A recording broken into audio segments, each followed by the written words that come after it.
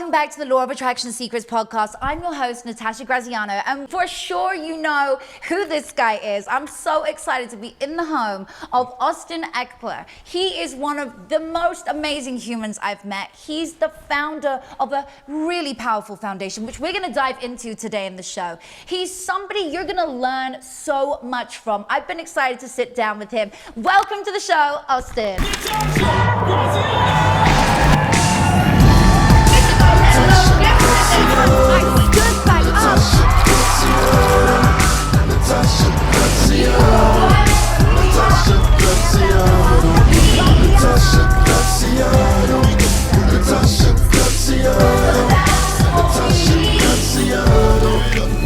stood back Look, from NFL to the foundation to experience. Yes. You've done so many things, and you're what, 27. 27? Like, 27, yes. Boy. The craziest thing is, right, I never dreamt or never even had this as a dream or goal for myself in the future, right? And so I think that's one of the most powerful things about my story is, right, all of these things have been a result of my efforts. So effort is a big part of who you are. Effort is a big part of who each of us is.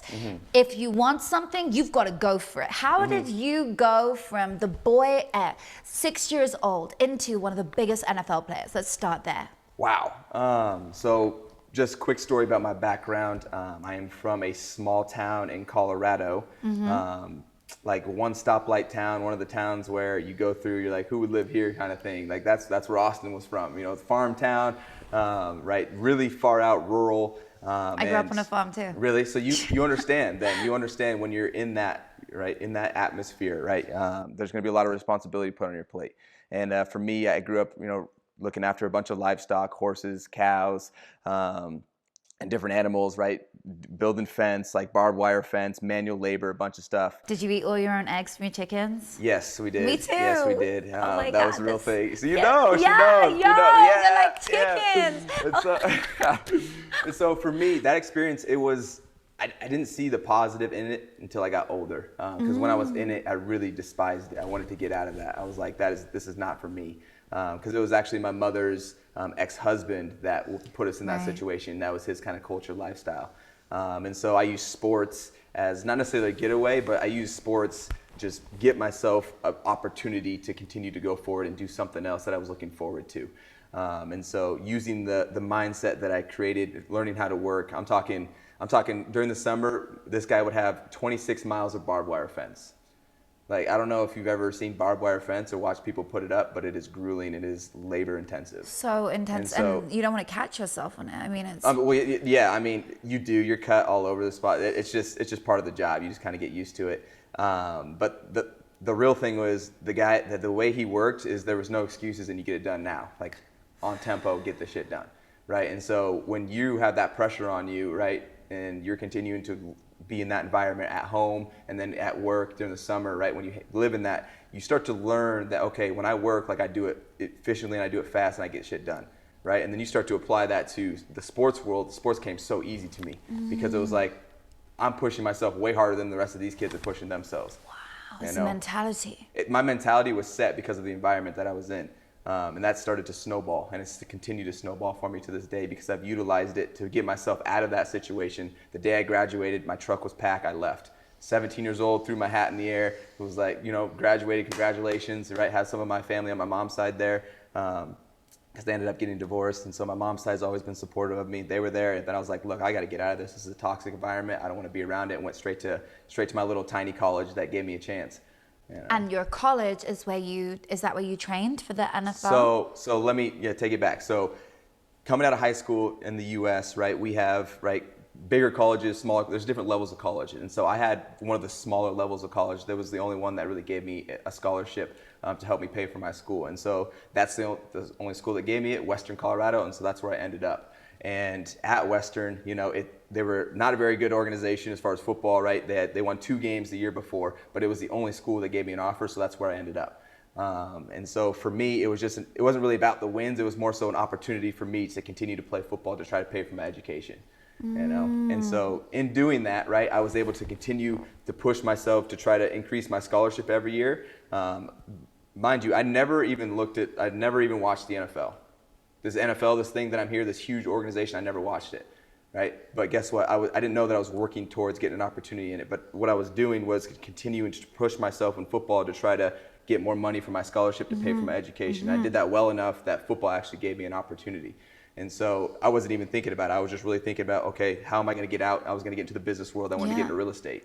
Wow. Yeah. You now have all these amazing businesses and things that you're doing. Right. Wow, what a story. And so, I mean, just to kind of cap it off of even getting into the NFL, right? I wasn't really looking to get into it until after my junior year of college. And my coach was like, hey, man, you might have an opportunity. And I guess the moral of that story was, right, I learned how to work. I just applied myself. I didn't know where I was going, but I knew how I was going to try to get there and how I was going to move forward. And it was going to be like I was back when I was building, miles of fence, and it was relentlessly and efficiently, right? And you apply yourself, and then guess what? Results started coming up from that. So beautiful. They say in life, what's worth the prize is always worth the fight. I have that written on me in an ink that's invisible, and when you shine a light over it, you can see it, right? I have to do it and reapply it all the time, but it's so beautiful. Nobody knows, and I just put it on my phone, you can see it. So I put it on my Instagram.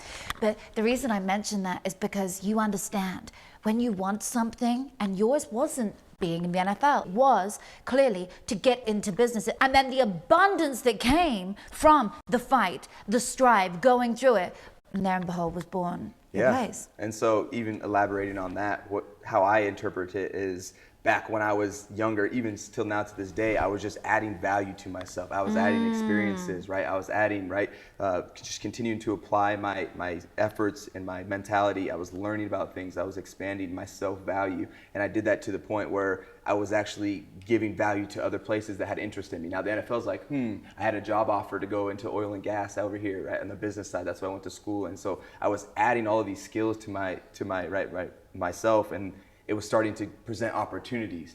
And I think the best part about that is like none of that cost money. It was all free. It was just me putting effort into going down this journey and building up myself. And so that's a story I love to tell, because really, sure, I had a scholarship. It didn't pay for all my school, but really the biggest opportunity that I got was all created just by efforts and putting them into the right paths and continuing to grow myself. That is so powerful. I love that. Okay, so if you had to say what are the top 5 skill sets that every human should have in any area of their life, no matter what you're doing, you're graduating right now, maybe somebody is wanting to go into NFL, maybe somebody's watching this and they're new to you, but they know who you are and they want to better their life. They want to add more value to life. What are the 5 main skill set? Give me 3 because I'll give you 2. Yeah, we'll start with 5. One at a time here.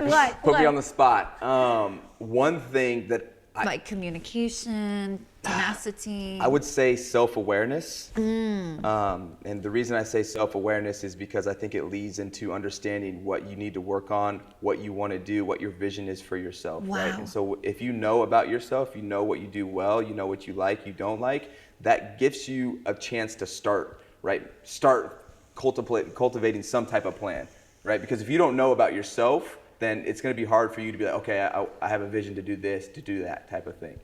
So self-awareness is what I would say. And how do you find that? You find out who you are by doing things, right? And meeting people and talking to people, seeing what they like, right? Because then you learn oh, I wouldn't want to be in that situation. Or doing things like, oh, I like this or I don't like this. And so being active, right? And then, so my number one is becoming self-aware.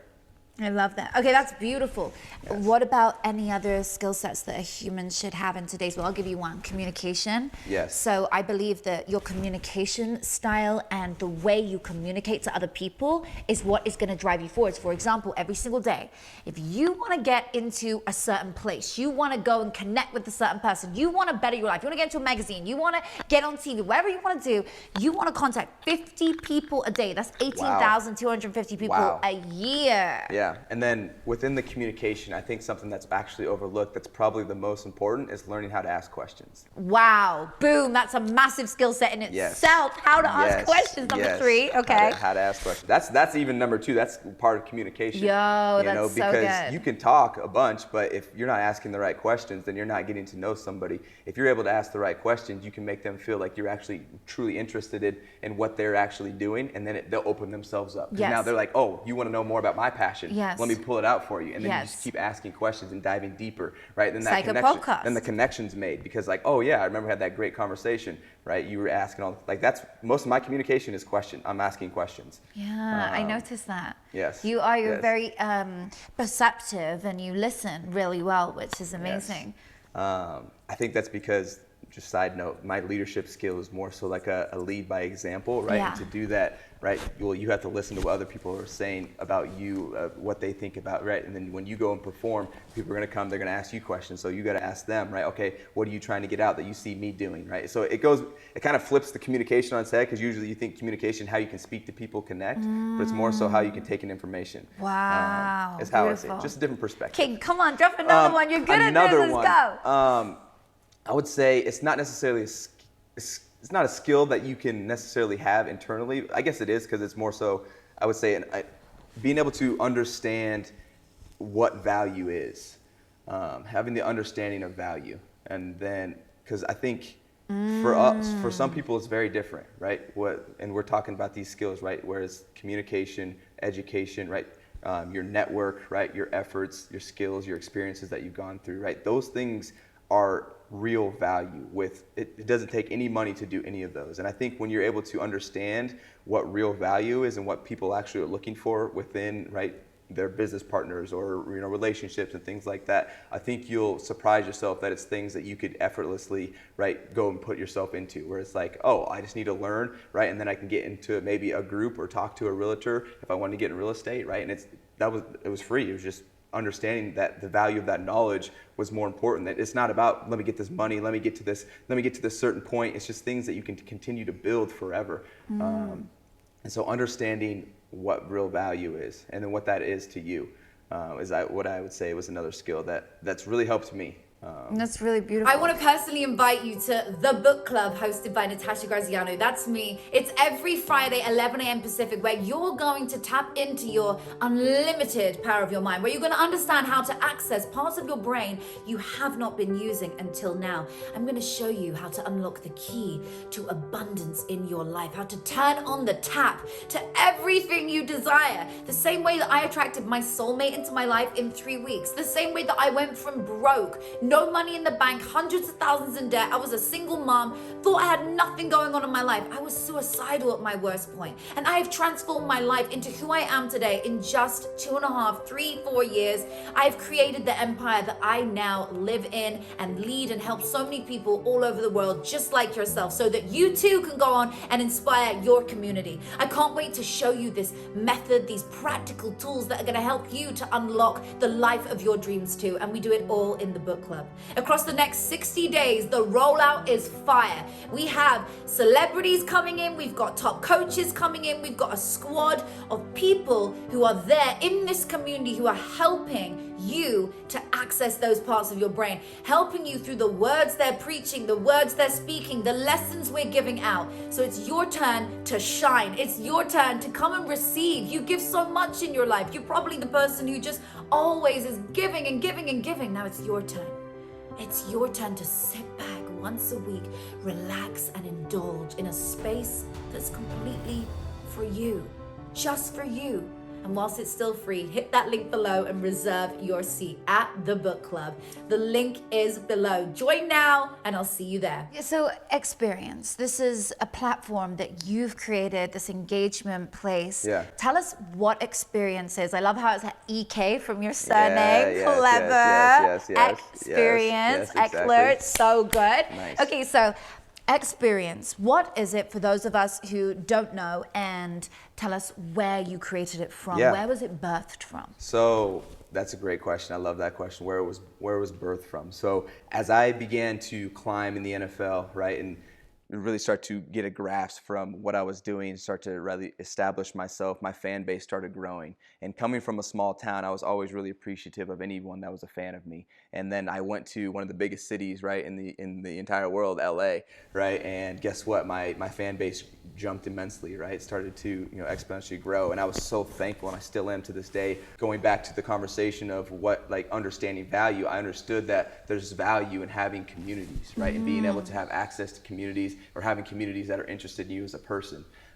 Like someone like yourself, right? Like you don't have a platform unless you have a community that actually wants to listen to you. All of your fans out there, shout out to all Natasha's fans, for giving her this platform. And so I wanted to give back in a way where it was a little bit more meaningful, because yes, I go out there and play and things like that, but that's so seasonal. I can't do that forever. And so it's like, how can I create a platform where we can create these types of engagements that can help me leave my legacy that are deeper than football, right? Because if my fans only see me as a football player, right? Guess what? When my football career ends, that line is cut. Austin is no longer relevant in their lives. Right. So for me to make a connection, I got to do something else that's of value to them outside of football. And so I was like, let me create a platform where I can offer different things that I want to engage with my fans, and so that we can create those connections, so that I can continue to build my reputation as more than just a football player and have that connection with them beyond football. Wow, the birth of that is powerful. Yes, and it just yes. like grew and just Yeah. evolved. So, Yeah. okay, I'm going to put a link right here in the show notes. Wherever you are watching this, you'll see a link below to experience Yes. the app. Yes. So they can go on, click, and... So what it is it's a platform where influential people like yourself, like myself, can go and set up basically like a profile, and you can create a menu. It's a menu of different things that Natasha wants to offer, right? You can offer, if you want to do a video chat, right? Hey, I'm going to be open for an hour this weekend. I'm going to do 5-minute video chats. Here's the link, right? Or you can do personalized videos. You can do signings. You have a book, right? If you wanted to sign books for people, because I'm sure everyone can't get to your book signing that wants it. Well, guess what? If they wanted to get it signed by you, we have a Sign My Stuff category. We have a way to get it to your doorstep, and then a way to get it back to them, all verified. And so we have 6 different offerings right now that you can offer to your fans so they can engage with you. Yo, this is so cool. It reminds me when we had Ja Rule on the show, and he just launched his thing, and I was the first person on there. It was really? Yeah, an Really? icon. It reminds me of it. Oh my God, and I can, as you guys know from Ja, who's a good friend of the show, I mean, you have created something that we know is going to rock it out. Like, we love that kind of thing. So anyone that's watching and you want that sense of community, you want that place where you can connect with your favorite people. So Yes. that's awesome. So are you choosing the people that you connect on there? How are you? Yeah, so selecting we them? have a broad spectrum of different types of people: athletes, podcasters, YouTubers, motivational people, right? Gamers, streamers. And so really it comes down to people that are willing and wanting to engage and continue to expand their fan base. Is what it comes down I am to. going to be on there. So by the Yes. time you lot download this, just know you're looking for me. Type in Natasha Graziano Yeah. on this app and come find me and find Awesome. Austin. Yes, come see us. So they can get signed stuff from you? Yeah, exactly. Yo, we should do it like a... We can do a collab? Yes. We can do a collab. We could do a collab Yeah, on we there. could. Okay, yo, you guys are in for a treat. What are we gonna sign? We should... Yeah, I know. We'd have to have a collabed item. We should talk on it together. We could do that, We should yes. do a chat, We like could do a a chat. fireside chat. Do a video chat? Yeah, like a fireside chat. Because I find it's really funny when I'm on Instagram Live. When I do an off-the-cuff one, like getting ready, just talking about, yo, this is how you get the SP, specific person of your dreams. This is how you do this. This is how, like, I manifested someone in 3 weeks and then married them and like this and this and that. Like, yo, this stuff happens. Like, Wow. it's amazing. You married someone after 3 weeks? Yeah, 3 months. That was my second husband. So I just get it. Like, he's like, what? I'm like, what? No, I just Go fucking make it get stuff it. happen. Make it I'm happen. like, I Make it love move. it. You make it happen. So I help people do it. I was sitting on the plane today. I met this lady, and she has her own private jet firm thing and looks after big stars as planes. You know, heaps of people. Yeah. You know for sure. And we were talking, and she was like, the one thing I don't have is this dominant, beautiful alpha woman is love. And I was like, girl, this is exactly what I have. What are you looking for? I'm right here. I'm right here. I gave her she was like, I was praying for someone like you to show up and show me what to do. There it is. I love love. Like, it's such a fun Yeah, topic, make it happen. That's right? awesome. Like, make it happen for people, just because love is a thing where, I mean, what do you, like, love for you? What is love to you? Ooh, we're getting deep. Yeah. What is love to Austin? Wow. That's a great question. It's hard to answer. It is a hard, it's a hard it's question. not tangible. No, right? And it's very based off of perspective. Yes, and feeling. And Right, and feeling. And I have learned about myself that I do not have much forgiveness. And so I think that plays a lot on what love means to me. Wow. But I think it comes down, it's a mixture of loyalty and value. right? And value meaning different things, you know, as I've spoke, but loyalty and value, what I think comes to that, my perception of what love is. Wow, really interesting. I love asking people what love is because some people never felt it. Some people have felt too much of it. Some people have been like, I think you know? I think there's levels to love, right? And I'm not an expert at all of this, so this is me just shooting from the hip here.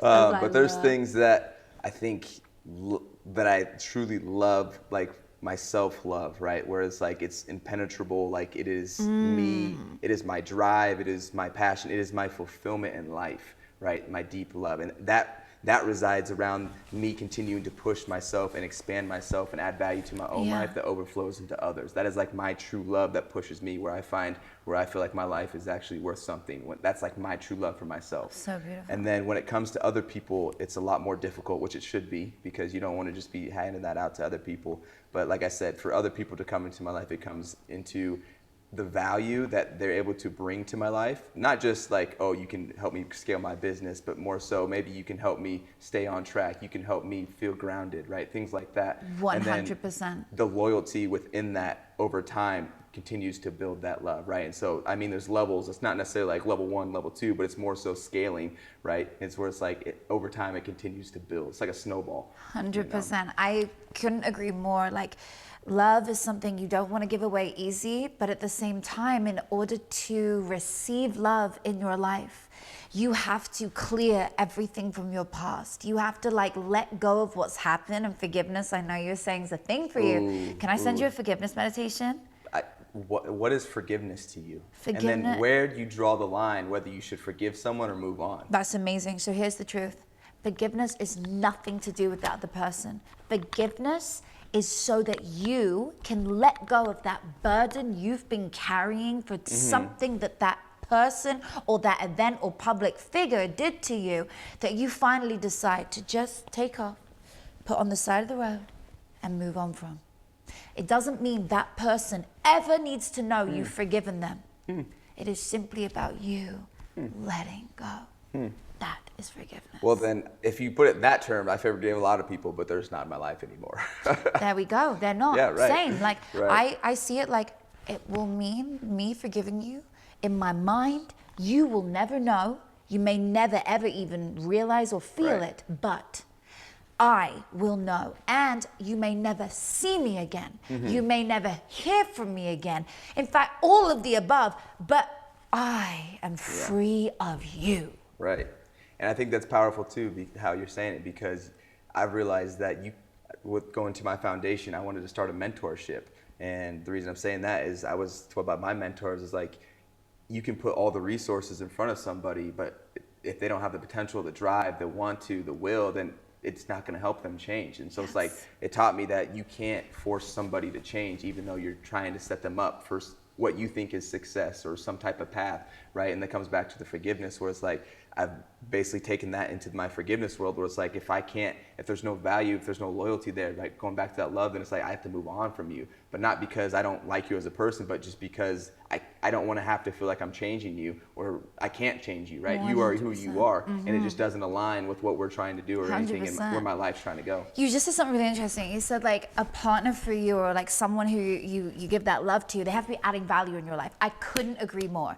I love the idea. It doesn't mean that they, again, have to do like certain things to help me scale. It means how are we moving forwards? Like how does this benefit the world? How are we a power couple that is genuinely doing more for humanity? How are we putting our forces and our talents together rather than you doing your thing and me sitting in the background just like watching? That's, and then, you know? Just speaking on that, because if you think of that from too far of an outside view, you think like, oh, I need to go be this power couple. But you can, to be that power couple, you need to make sure your home life is a powerhouse first, right? And so that will be a result. What you're talking about will be a result if you have your home life, right? You feel like you're comfortable, you're open with this person, you can relate, you can talk about anything, you can talk about the struggles and work through them, right? That's going to be what gives you that result of being that power couple, being able to change the world, things like that. But that's where that value has to start with me, right? And everyone in our love life, as far as like intimate and things like that, where it's like, hey, at home, how are we together, right? And if that's good, that's solid, now we can go to the next step and like let's keep taking it, and it keeps growing. That's like snowball I was talking about, right? And the further that snowball gets down, the more power, the more chemistry you have, the more you're doing, it starts to overflow into other people, right? 100%. But you got to get it going first. Yeah, you have get it going, step by step by step. I always say to people, don't try today and literally overnight become the person you want to be in 5 years. No, you can't. It's possible. Impossible. 1% each day. Yeah. Just one. Yeah. 1% better each day. What can you do today that is going to benefit your life for the future? Right, and I'll speak on that just for an example from my life. And that's when I really started to become self-aware and start to realize what I thought value was, and started to realize that it didn't always take money. It just took effort towards like the things we talked about, like communication, right? And so what I've started to do is build structure around the things that I think are valuable in my life. For example, the communities. Yes. Right? I think that's so important in my life, right? And like people that were supporting me. And so I wanted to build something around that. At first, it was a Twitch stream. I heard. So that was your... that was my first time. I was like, okay, there's value here. I want to communicate to these people, so I can work on my communication, and I can also give these people access to me at the same time. So I was working, there's multiple values I was getting at it, but I built something around it to hold myself accountable, right? So I was like, hey, I'm going to start streaming. I'm going to set my schedule. I'm going to go here, and guess what? I'm going to be talking, right? So I'm working on my communication. I'm also going to be interacting with my fans and my community and growing it that way. And so as far as just kind of something that you could do out there, right, where it's like build some type of structure, right, where if you want to communicate better, right, like you said, reach out to people, right? Yes. And this could be written form, right? It could be, hey, you're just calling a realtor just to pick their brain about something. It could be, right, Natasha, if you want to learn about love, you want to learn about empowering yourself, right? Reaching out to you on experience through your video chat that you're going to have up. Yes. There we go. Perfect plug. Boom. I love that. It's just going and practicing. And it doesn't have to be with these people that you're looking up to, because it's not going to be at first. It's going to take you a while to get up to where those people probably are, because you're looking at their finished version. And like for me, like when I built my app, like it was after 3 years of developing this, this strategy and this basically plot of what I was trying to put out there. And so it starts very small, but if you can build some type of structure around the value you're trying to add to your life, it's going to help you stay accountable and actually put effort and continue to build that. I love that. Can I ask you some questions around that, like building? Yes. Because I'm really intrigued. What hurdles did you hit along the way of building this wonderful app? Because this is entrepreneurship, right? Yeah. So you're going into a different field now. We're back to the mentality part. We're back to like the positive mental attitude or whatever you went through. Tell me some hurdles that you maybe overcame along this journey to get to this wonderful space of experience. And the beauty in it is the same hurdles that I've encountered with the app are the same hurdles that I've encountered just to get into the NFL, to continue to grow myself. It's not necessarily specific to the app, it's more so specific to myself. And so I can only do so much, right? I only know so much. I can only put efforts into growing myself to a certain cap. That doesn't mean that cap is stuck in stone, but it means that I'm gonna get to a level where I don't know what to do anymore. And I've hit that so many times where it's like, okay, I don't know what to do. I need to find help, right? I need to find help. And what I've been able to do, right, is find that help. That's another skill, being able to find help, right? Being able to learn, being able to, reach out to the right people. Maybe it's learn on YouTube. So what I've run into just over time, and I think a lot of people do in general, where it's just like you get to a point where you don't know where the directions to go. You don't know who you need to reach out to. And so that's the hurdles that I've hit with experience, several times. And every time that comes up, all right, it comes back to me putting in effort, like I said, which is free. It's putting in effort into learning about, okay, what do I need to do next? I'm trying to put another level on top of my burden, right? I'm giving myself self-inflicted, self-inflicted hardship, right? I'm like, okay, I'm capped out. How do I break through that, right? And so it's come down to me learning, right? Learning, right? That's how I push through. A specific example was when we actually I built out all these different visuals and the concept, and I have it all mapped out, and we're going to start looking for a dev team, right? Well, I don't know anything about a dev team, right? I've never done anything in the tech world, and so here I go. I'm learning. Let me go to the internet. Let me go to people that have done tech, and so I'm talking to these people that are listening to my project, if they want to take it on or not, and they're like, oh, well, you should do this, you should do that. So I'm just getting information, right? And getting the information. allows me to then to come up with a plan and then try to go execute that, which allowed me to learn, allowed me to break my barrier and increase the cap of my capability, right? And so when it came down to even with football, so football, right? Go back to football. I for my first 3 years in the league, I was like a special teams guy. I was like a backup, right? And then I was like, okay, how am I going to be able to take my game to the next level? And so I had basically reached the cap of what I was doing. I was like, okay, I want to add another layer. And so I started to really understand the defensive schemes. Now I'm at the point, okay, now what else can I do to add more responsibility onto myself to grow into that? And so every time I've hit a hurdle, what do? I try to learn. That's where I need to learn, because then it allows you to have a plan. And then there's some type of art within, right, committing yourself. Yes. And so that's basically what I've been doing over the past year, just continue to rinse and repeat. Rinse and repeat. That is so good. So you basically layer on, you learn, then there is something to learn from the mess. There is a message, or there's something that you went through. They always say you grow through what you go through. Like what you go through is where you're gonna grow. Ooh, I love how you said that.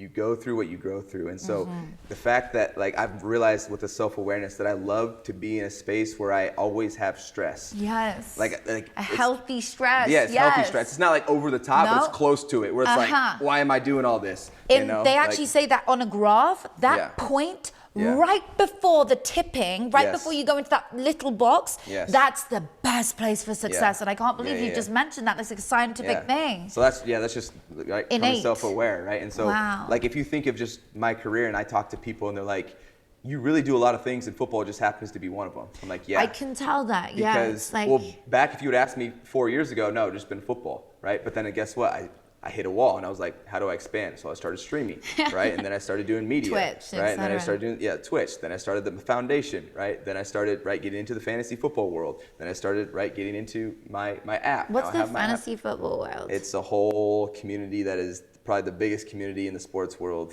in America, maybe even in the entire globe. Wow. Yeah, it's basically, you can have me on your team. You have a team. Yeah. And you can bring players from different teams, and based on my stats for that week, is based on how many points I score for you. Oh so I score a lot of touchdowns. Yeah. So if you had me on your team, I would be scoring a lot of points for you. Okay. Right? And so because of that, and there's millions of people that play it. There's people that don't even know football, but they want to beat their coworker, right, in fantasy football. So they're watching Austin Ekeler and rooting me on. It's a whole different industry. Yo, there's a whole other layer to this. This is so nuts. Okay, away from like, this is an interesting thing that I really want to talk about. You are a huge advocate for mental health awareness, particularly with athletes. Yeah. Just people in general, really. Yeah, exactly. People in general. So where did that come from, and what are you trying to promote then? As far as even just the foundation, and with the Austin Ekeler Foundation, when it comes to any type of mental health, I think that's where, for me, it allowed me to start my journey of bettering myself. Yes. When I started to have a sense of, okay, I want to have something better for myself. I want to move towards that. I was in a state of mind where I wasn't too torn that I couldn't get out of it, right? That I couldn't put effort in, and I was like, I'm stuck, and I didn't play the victim mindset, right? I think this victim mindset is what I'm talking about with mental health. I want to get people out of that so that they have hope for themselves, right? And what I mean by the victim mindset is that people that think, oh, the system is against me, which it might be, but guess what? If you're thinking that, then guess what? You're probably going to be subject to that. It's like, let's think, how do I get past this? How do I get past these barriers that have been put in front of me because of the situations in my life? And for me, that really came down to having opportunities with resources. As far as I had a gym to go to, right? That was really what it was for me, right? For me, when I was really young, I would be in the gym all the time. And just having access to that resource for me was pivotal in my life, because it taught me mental health. It taught me social skills. It taught me physical, right? It taught me how to be physically strong, right? And it taught me, how to work as a team and how to push myself. And so whatever that is for other people, that's what I do with the Austin Ekeler Foundation, right? I've been putting resources back into the community so that people can feel like they have access to the general things that can help them get going in life, right? And so it might not be directly a mental health, like, hey, this is what you need to do as far as like a course or anything, but it's, hey, you go out and do things, right? And if you're around these types of environments and things, then guess what? It's going to help you continue to grow yourself, which will put you in a better mental state. So it's an indirect way of fighting mental health. That's so beautiful. Yeah. So let's talk about your Austin Ekeler Foundation. Yes. It is a very remarkable place, and it's for people who are like less privileged with and don't have the access to these sorts of things. So where was that birthed from? Yeah, kind of building on this story, right? For myself, I didn't have the best resources growing up, but we had them. And so things that we're doing with the Austin Ekeler Foundation is, right, for example, one of my favorite projects that we've done, because I think it's one of the most impactful, is up in Watts, California. The number 2 reason that kids weren't going to school was because they were in low income families and didn't have clean clothes, right? So they didn't have access to washers and dryers. They couldn't afford to go to the laundromat, put it in. So we put washers and dryers in their school so they can come do their laundry at the school. Another one that I'm passionate about. Beautiful. Yeah, it's putting resources, putting tangible things, right? Like I told you, I can't force people like, hey, here's stuff, do it. So, but what I can do is I can put it there. Now it's up to you. Right now, it's up to you to go utilize this. I'm talking weight rooms. I'm talking washers and dryers, the most different equipment, simplest things that you don't even think about. Yeah, most people take for granted. Right. This is so powerful. I'm putting a link below to the foundation. If anyone today feels like maybe even if every person just gave $1, every view from today. Right. I mean, can you imagine how much we could raise? That is beautiful. So right now, we have 2 projects going on. We're building another weight room in Long Beach, and then we're also building an early childhood literacy school up in Compton, right? Where it's getting people like pre-K, people that don't have access to technology, right? We're getting those little guys and girls, right, getting them access to being around like technology, understanding kind of what that means. Because I mean, in the world we live in, it's all technology, right? So to even stay up with what's going on nowadays, you have to have some type of introduction to that. And so making sure that the kids, the little ones, are still getting into that, even though they don't have that at home. That is so beautiful. It touches my heart. I mean, I'm a big part of Pencils of Promise, the charity. I sit on the advisory board, and I had no idea until I went out to Guatemala, which is one of the countries that we, take care of, and I donated a school. But the build up to that of me understanding was what made me go, I have to do this. It was, and it's my biggest achievement. Like people will say, what's your biggest achievement? Well, my son, and this, because for me, doing something that it's so normal. We're talking about like general hygiene.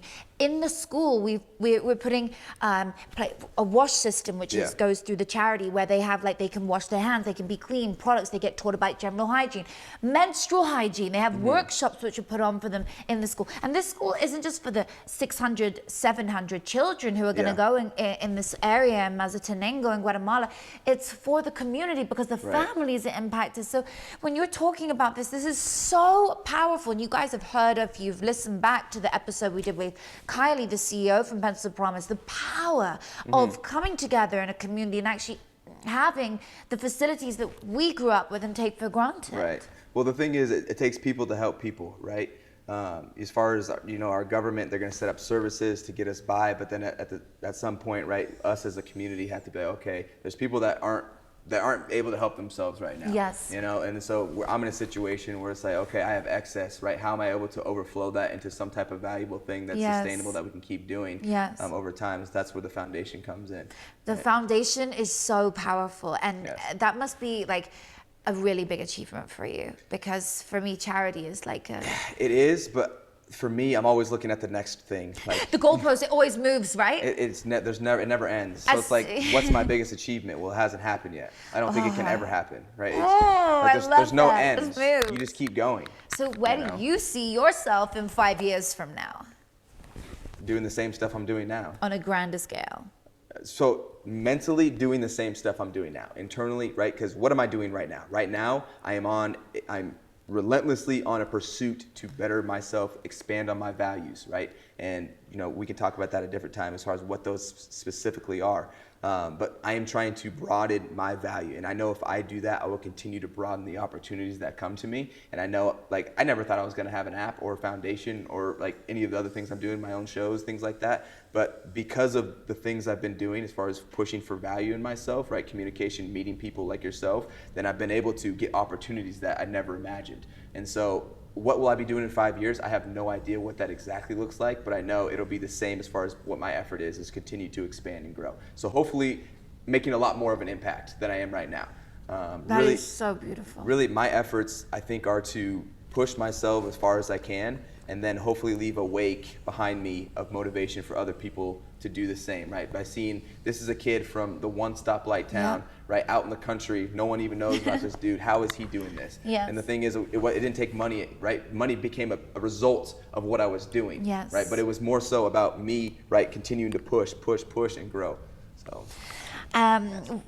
Beautiful, and I hope that in 5 years from now that we'll have you back on before that. Maybe you'll come on for like round 2, like every year, the increase of the impact that Austin has made. Like right. Every year. I'm not sure it can be quantified, and that's the best thing. You know, it's like even people ask me like, what are my goals for the NFL, and it's just like to be better than I was last year, right? Like, sure, you can put the measurables on me, and I think the thing that separates me from people in the NFL, because if you look at me and you look at any of my teammates, I'm the smallest guy on the field at all times. But why am I having such a big impact? Well, it's the things that you can't measure, right? It's the things that you can't measure. It's the heart and it's the intensity that I take to actually putting my work in and making sure I get my job done at an efficient, high level. That is so beautiful. And you can't measure that. No. You can't measure that, right? No. It'll give you results that you could possibly measure, but the value that that holds alone is something that has separated me, right? Because like I said, if you look at me and like, oh, if you were to put me up against any of the other running backs, my measurables probably don't measure out, but my efficiency and my results are beyond them.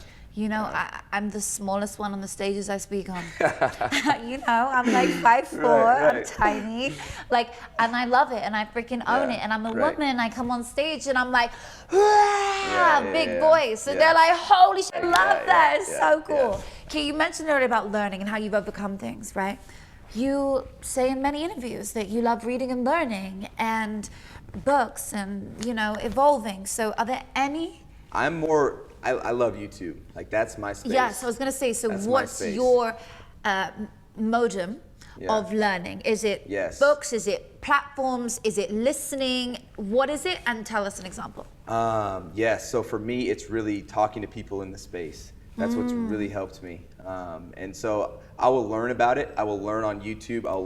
Like I have real estate, finance, right? Some gaming, some football, right? I have all these tutorials. It's not tutorials, but it's people that produce consistent, right, content about these things, right? Yeah. So I guess it could be somewhat tutorials. Content creators in those. Correct. More so experts that are doing educational type channels. At the top of their game in each field. And so I listen to these types of people just to learn how to speak the language. Right, just to learn how they're talking about it so that I have some type of understanding of the industry.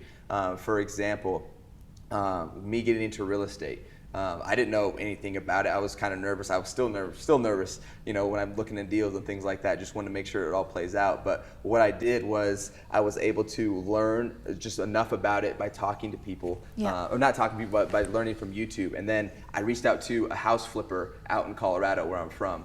And I was asking them if they were flipping any multifamily houses, because they had like 10 crews going, and I just wanted to reach out just to make a connection. And it wasn't the first guy, but someone in his just workspace that he knew was. And so he directed me over to him, to Matt, who I work with today, and then got me in touch. And it's like, hey, this person does multi-flip. And so then I was just talking to them, seeing what they were doing, because I was looking to get into this space, right? And so it was. Moral of the story, well, now we have a real estate fund. We have like over 117 properties together, right? That's just, it blew up after, 5 years of just working together. But really it was me learning, and this is what I tell all of my young guys that come into the locker room. I'm like, don't do anything until you learn and can speak the language, right? Learn. And then when you're able to speak the language, you could talk to people in that field and actually know what they're talking about. And you can start to learn, you can start to vet people out. Do I trust this person? Are they speaking things that make sense to me? Things like that. Then, right, when you find those people, then you can actually start building something with those relationships. So learn, connect, and then build the relationship, which could lead to the results of actually having something, right? And so that's one in the real estate world. One in the app space, it's the same thing for me, right? Where it was like, it goes back to how I overcome things. I reach a barrier of my knowledge and my expertise, and so I go learn about it, and then I'm reaching out to development teams, and now I can speak the language a little bit as far as like, hey, what are we gonna use in the front end, the back end, these types of things, right? And then I was like, okay, this is what we're thinking, this is why we think you would be a good match. I'm like, I don't like that, you're trying to do too much in this space, let me talk to this other people, right? So it allows you to actually apply knowledge and go poke around, right? I didn't know anyone in this space, so it's not like, I called the top person because I had a cool connection because I'm in the NFL. These are people that don't even know anything about football or me in general, right? So it just goes to show, it wasn't that because I'm so special, it was just because I put effort into learning and then went into tried to apply it in people in that network. And so It's examples of how I try to overcome. I love that. Yeah. Give me something that your family would tell about you, a really good story that your family, a funny story or something your family would share about you. You know, the things they know about you. Wow, my family. You got a big family? I don't have a big family, no. I would say it's good. I have cousins and stuff like that, aunts. You're not an only child? No, I have a half brother. He plays football at Wyoming right now. He's a senior. But what would my family say? You could probably feel this energy, but they would definitely say that I am determined, but like almost obsessive with the things that I'm building, right? Like that's who I am. That's what I do. Love this. I just build. But as far as a funny story, wow. Come on, something from the farm. Something from like. There are no funny stories there. That was not a funny time. That was a lot of toxicity. So that. Yeah, not so much. College, funny stories. Wow, I don't know if I have any funny stories with the family. But something that, like I said, they would talk to me about is that they probably have never met anyone with this type of energy that I go with my passions, right? And it's beyond passion because for me, it's my fulfillment. It's your purpose. It's my fulfillment, right? Yeah. Like that's, and so as far as, it makes for somewhat of a dry life in the comedic space. Yeah. But as far as the growth and impact, right, it's exponential. No, I love that. It's so beautiful. Okay, give me something that you would tell your younger self. He's walking into the room right now, and this is the last chance you're ever going to speak to him. You're departing Earth because you don't know if tomorrow comes. It's a gift. Every day we wake up, we've already won the lottery. I say to people, if I gave you $10 million today, $100 million, and fucking 5 private jets and a yacht, you say I want it. But if I told you you're going to have all of that, but tomorrow you're not going to wake up. If you accept it, you're never going to accept it because the price of life is so much better than anything. Because you have to understand what real value is. You know, I speak about it. I speak about it till I'm blue in the face. But what would I tell my younger self? I would tell my younger self, right, just keep going. Like I am honestly inspired by my younger self. I remember I look at my freshman year of college. I was 17. And I remember I was putting out like these motivational clips talking about how I wish people would try harder. I wish, right, you would continue to push yourself from within and not worry about what other people think. And right, I used to put out these clips, these little things, and do like little workout videos, not knowing what I was doing at the time, but that was my personality. And so I would tell myself to keep going. What's made me today, and I'm so thankful for my younger self for going through that and pushing through in the way I did. Right, I feel like I've done it the right way, as far as being able to just continue to build, because it has taught me, it's given me a scaffolding that can be implemented as far as how I can grow forever, right? Wow. The scaffolding is the same, right? You see these people that have several different businesses. Well, it's not because they're an expert in everything, but it's because they've built themselves up in a way where they can apply the same type of skills that they've used to start different types of businesses, right? I just got back from Tony and Dave Meltzer's conference, and you look at Dave, right? This guy lost $100 million and then built it back. You know, well, it's not luck. Well, it's because he built himself up to be able to have the capability to do those types of things over and over again. Dave was our very first guest on this show. Oh, really? That's what's up. Shout out to Dave. Yeah, that's literally how he started my entire career. Like, wow. I love him. We're friends. Yeah. He's been on the show, I think, twice now. Yeah. I would tell my younger self, man, keep doing what you're doing. Don't change. What would you tell your younger self? I love that. You know, and it's interesting. I wouldn't change. How are we doing on time? We're good. We got. Yeah. We have another 2 minutes. Okay. All right. Do we want to do the exit right now? Yeah. Okay. Okay. So, let's go to the exit. Okay. Cool. Okay.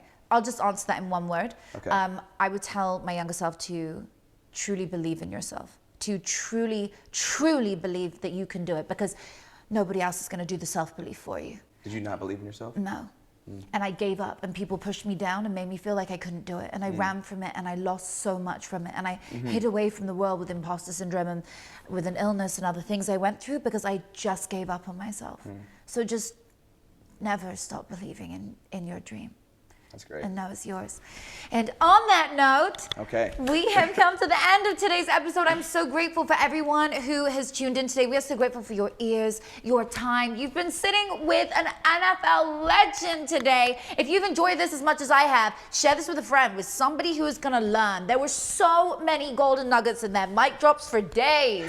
Share this with a friend. Put this up on your social media. Tag Austin, tag me. The handles are below, so you can use that, and we'll repost our favorites, I'm sure. I can't wait to see you guys again next Thursday. Thank you so much for coming, Yes, Austin. thank you for having me on. I appreciate you. Thank you. We'll see you again soon.